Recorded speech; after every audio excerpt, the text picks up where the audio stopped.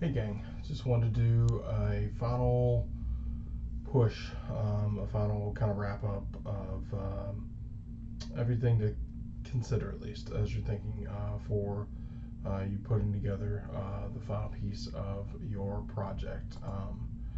So you are at the point now to put together everything we said from the beginning of the semester that would build towards your final project. So all of this scaffolds, all of this tags onto one another, all of this can be included to build that final piece. Remember, at its core, you're trying to solve one institutional problem that you have suggested. You are creating a framework and a proposal to solve that problem. You are not solving that problem right now. So you are laying out all the pieces of the puzzle and have an integrated plan, essentially, that this could absolutely be something you turn in or submit to powers that be that are above you for opportunities to address the issue that you have identified. So I know many of you are actually using this to try to solve a current problem that you're working at. Others, it could be a problem that you would see at a future institution, whatever it may be. We're trying to make the best connectivity with that. So when you're doing that, you want to make sure that we take all of the various sections that you had already done and utilize them, put them in a streamlined, a clear, cohesive document that has transitions and they build and they make sense and they aren't just kind of choppy pieces. So you want to have intros, you want to have transitions, you want to have conclusions, you want to add context into your problem and solution. So this is kind of the foundation, the rationale for your paper, and helps substantiate solutions. So when you're talking about something, give a little history. Give a paragraph on something. When you're mentioned one thing that might be core to your issue, give a good historical overview of it. Cite outside sources, so that it's not just solely your opinion on something. If you are going to add opinions into this, you got to make sure to corroborate it with sources. Cite a lot of the research that you used in the annotated bibliography. Those are great pieces to this. That was why you did that. Utilize a full section explaining your stakeholders. That's why you did the institutional agents, the stakeholder assignment. So you identified who they were, usually using that EDT from IBM, like explain that process that you did, which all of that you did essentially in that assignment already. That is all included in this. So you would include those folks that would be impacted by this. So you just keep throwing each of these sections and include your cycle for continuous improvement. Actually include the graphic that you built. And include an explanation of your process, of how you're going to go through it, how you're going to assess something, what would you use, how would you use that data that would come from that assessment, those types of things. So and when I talk about a timeline and a budget, these are newer pieces that weren't included in any of the scaffold pieces. These are the final pieces as you're building this.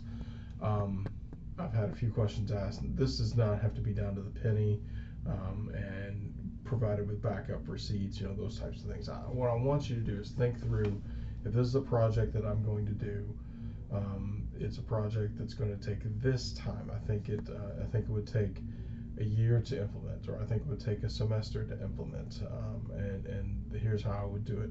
Or yours very well may be a phased approach. Phase one, maybe I do this, and that's going to take a semester. Phase two, that might take a little time to get some funding, so that'll happen, a semester afterwards, and phase two would happen here. And a phase three is, if we got this funding, we can build upon what we already did. That would happen here. So if you want a phased approach because it's a bigger problem, you can do that. If you don't, then just give me a reasonable timeline of when you think it would take to work through this project. A budget.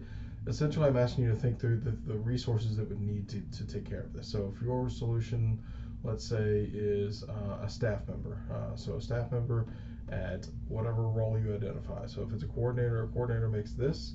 The fringe, the salary, plus the benefits is a total cost of this. That person would probably need some professional development funds. That person would need technology resources, those those types of things. I'm not asking you to get down to the they're going to be in an office space. That office space is going to cost this much to rent from the university. Those types of things. What I want to know is how much is the salary annually with fringe. Do they need professional development? Are there other resources they would need to purchase? Are there other subscriptions they may need? Whether it be graphic design or things to that effect, or professional memberships that they may need. That's a basic budget. Maybe you need some student staff also to do this. I'm going to hire 2 student workers. They're going to be working on this. They would work X number of hours per semester. They would get paid this per hour. Estimate that to be this figure. So those are things you would include in a budget overall. So just a thought there. Also talk about tying this to the strategic plan, the institution that you're at. There's another video on that, but just briefly on that, you're essentially trying to show connectivity to the institution's overall priorities. And if you would like to get funding or resources provided, something the best way to ever do that I've learned in higher ed is to show connectivity to some part of the strategic plan. So your goal is to find one component of that strategic plan that this could fit within, and then just expound upon that for a paragraph or so.